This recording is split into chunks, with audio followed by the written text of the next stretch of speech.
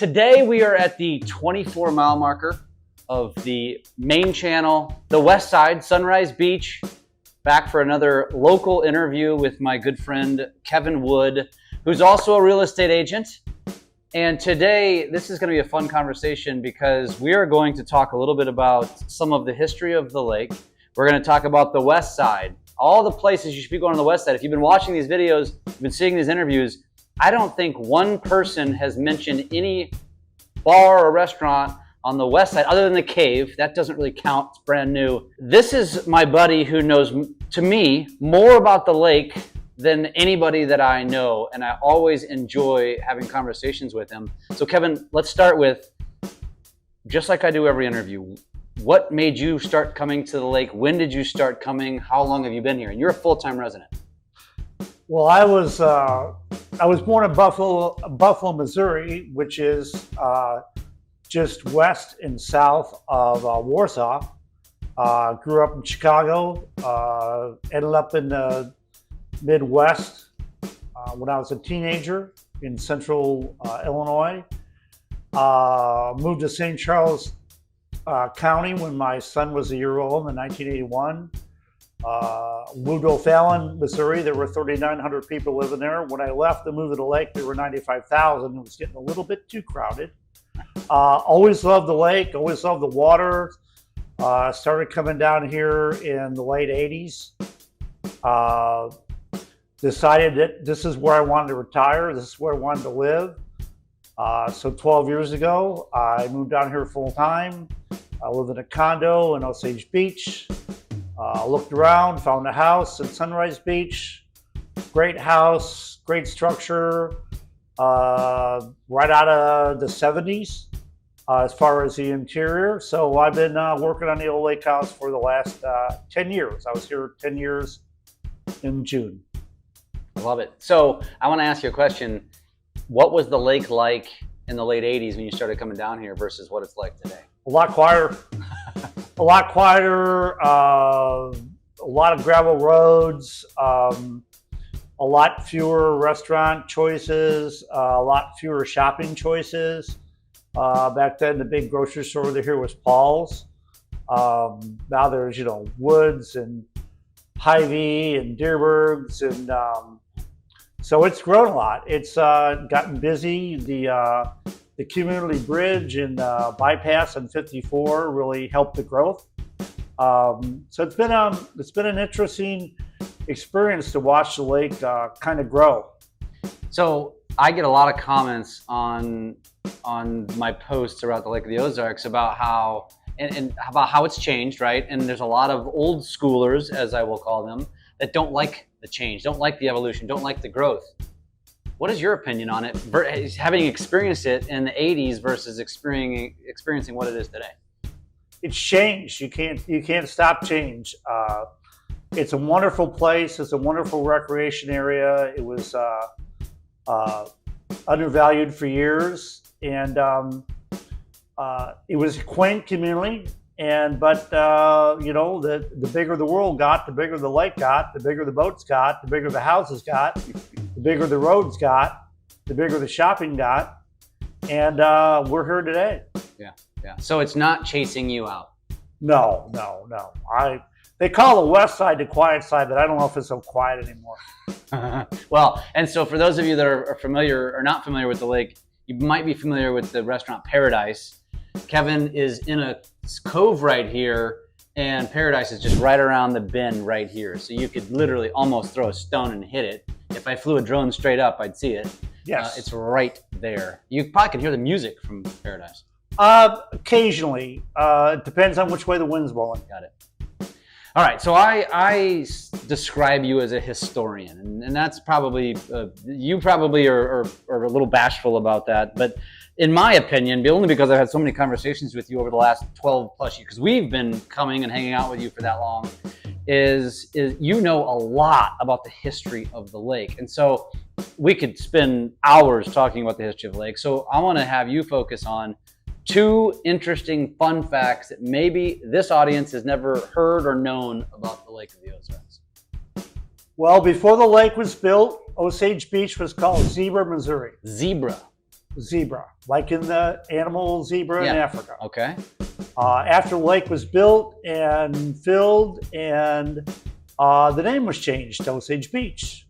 Don't know why exactly it got changed. Don't know who was involved in that process, but you can actually look at pictures of Osage Beach in history books back in the 20s and 30s, where it was named Zebra, Missouri. Zebra, Missouri. I did not know that before you just described that. I know why it would be Osage Beach. Osage River, beach for the lake, maybe. Yes. Even though there's not a ton of beaches here. No. But it's interesting. So well, there's no beaches in Sunrise Beach except at a few local lakefront bars. Yeah, that's really how the lake is. For those of you that aren't familiar with the Lake of the Ozarks, any of the beaches that are here are man-made beaches for recreation. This is mostly rock and the northern part of one of the largest existing hardwood forests in the country, which is the Ozark forest. Yep, Ozark Forest, Ozark Mountains. Okay, so that's fun fact number one. Give me another fun fact. Not far from my house over off Highway 5 is a little gravel road called Trails End. There's a restaurant at the end of that called Tavern at Trails End. For years it was called, there was a locals bar called Hurricane Dolly's. Part of that structure is one of the oldest structures in Camden County dating back to the early 1850s. It was originally a trading post, or what they feel was a trading post, on what was then the Osage River, which is right behind the restaurant. You could actually sit on the deck and see the lake, which was the river, which is still a river. Yeah. So at the time, I guess, back in those days, it was sitting up high from the river, obviously. Well, yeah. Otherwise, it'd be buried. It'd be under the water. Yeah, it's still where it is. It's still back up off the lake, but it was close enough to where it was a trading post. Fascinating. Fascinating. For the explorers and the Indians and the people who were traveling through the area back in the 1850s. I might have to do a video about this. I've told you, I've done multiple videos, about the history of the dam and the cemeteries in the lake. If you haven't seen those, just go check out our channel. Those videos are there. We're going to do more history of the lakes. I think it's fascinating. You could probably talk about it for days, and we might do that. We might continue this. But one of the things I always like to do when I talk to people is talk about their favorite restaurants. And so we're on the west side, so I know everybody says similar answers that are typically Lake Ozark and Osage, some cases Camdenton, but for the most part, that's where it's at. It's always on the east side. It's always on that side of the lake. I already know your answers are coming from the west side, so I want to know what are your favorite places, the places you feel like people should know about. First, the ones that are on the lake, and then off-lake restaurants. Well, we'll go a little farther south from my house, which is Naughty Fish Rum Bar, owned by Rob and Melissa Shields. Very nice people. Great place, big docks. They got a big outdoor area, big decks. They're open in the shoulder seasons, the spring and the fall, with a small upstairs bar with the fireplace. It's a place where locals hang out in the fall and the spring. Great menu, nice people, easy to get to. It's off of Highway EE, off of Highway 7, right close to Greenview. On the 3-mile marker are the Big Niagara. Yeah, right around the corner from Cave, actually. Yeah, right around the corner, right past the Cave. Take a right, and you're there. Yeah. Okay. Naughty Fish. Give me another one. Papa Chubby's. Food and booze. Another down, hidden. Down Highway F, kind of out of the way. That's probably at about the 26-mile marker, back in the cove around the corner.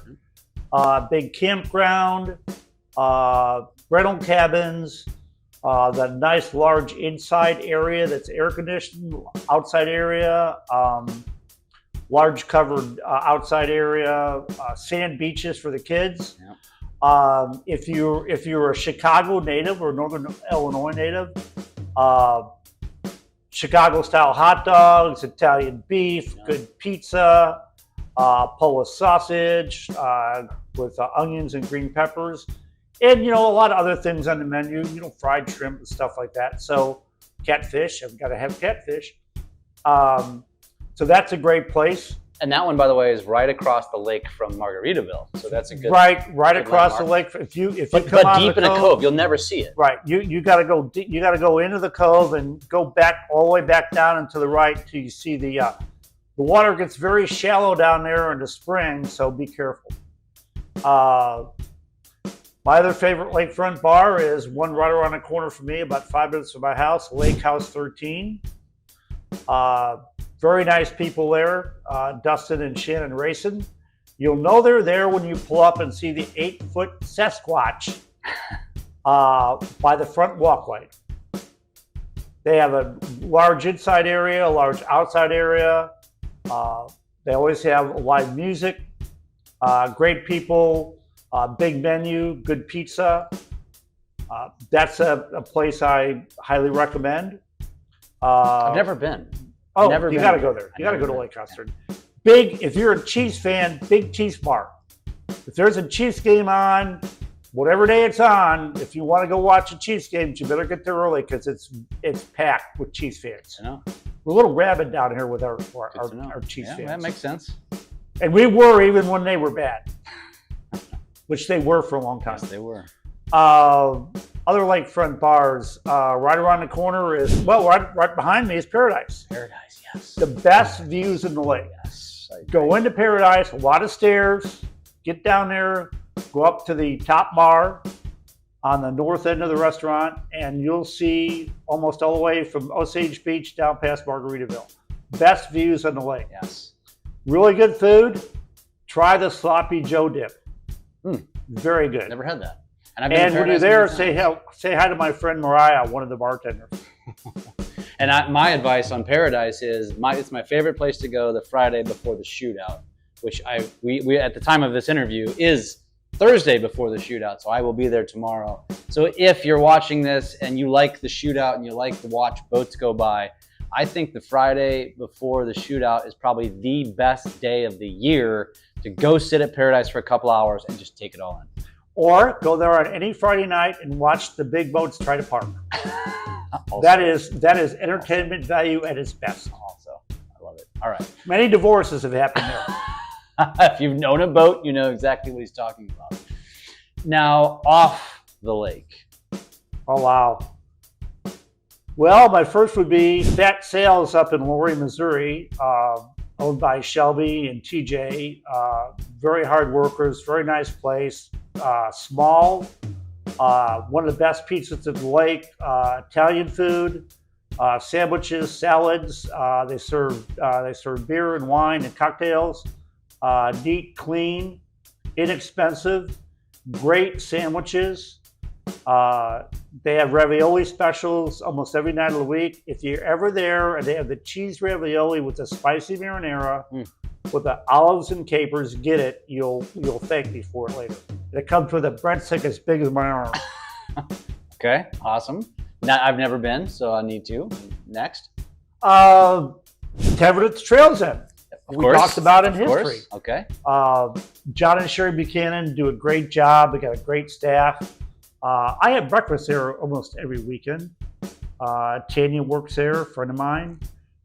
It's an upscale restaurant, which is kind of unusual for the West Side. I've taken my friends, my family there. Sherry will greet you at the door.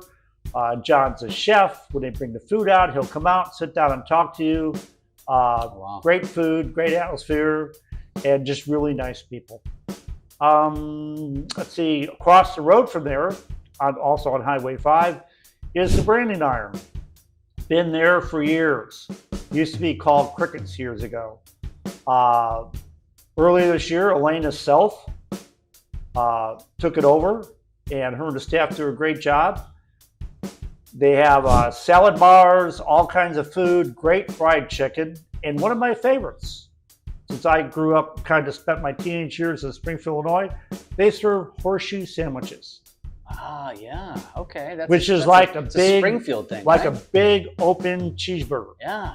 All right. And you get any kind of Heard of meat that. on it. But it's just, it's bread and meat and french fries covered in cheese. Yeah. Open faced, essentially. Open face. It is a heart attack special. But they're wonderful. They're very good, and they're very nice people there. All right. Give me one more. Westside Pub. Travis's folks do a great job.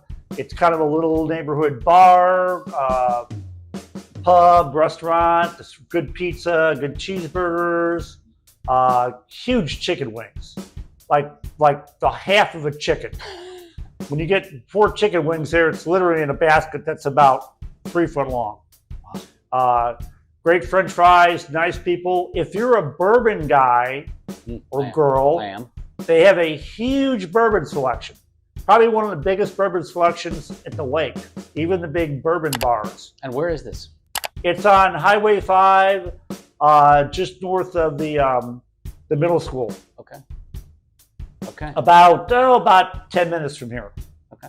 Which from here is the 24-mile marker, Sunrise Beach on the out TT to F to 5 north past the middle school.